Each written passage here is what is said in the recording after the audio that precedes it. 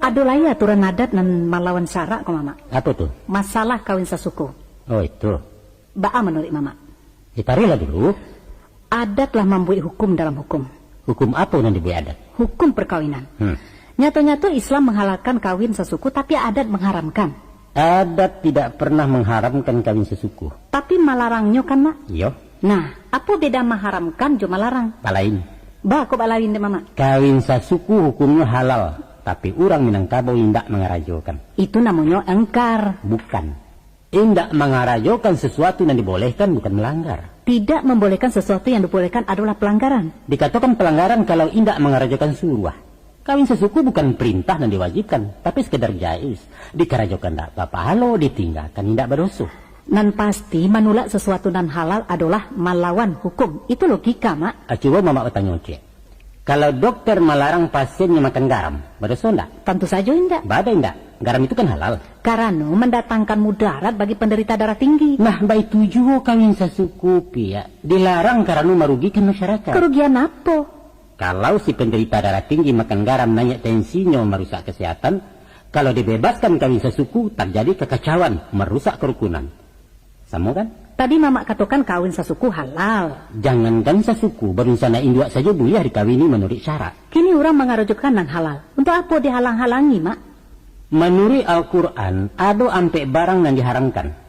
Yaitu babi, bangkai, darah, dan binatang yang didabih tanpa bismillah.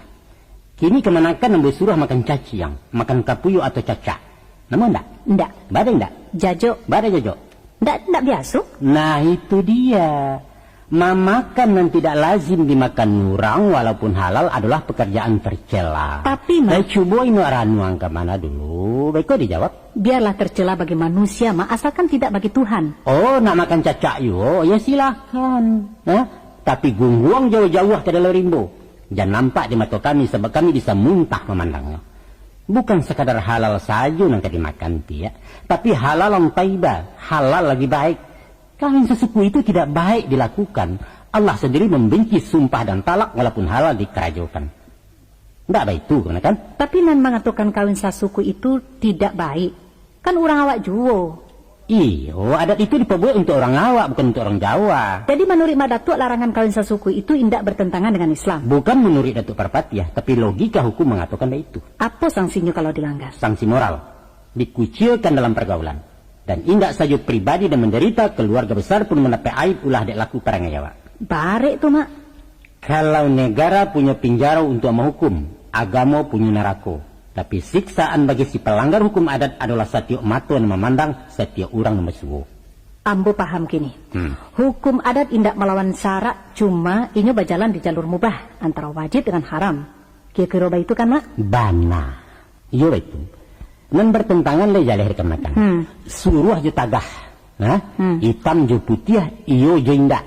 Tapi iyo jo antah bukan bertentangan, hanya sekedar balain indak sama. Tansano ada ayat yang memerintahkan, hai orang-orang yang beriman, diwajibkan atas kamu mengawini saudara-saudara sepersekuan kamu. Lantas adat melarang kawin sesuku. Itu baru dikatakan adat menentang syarak. Paham?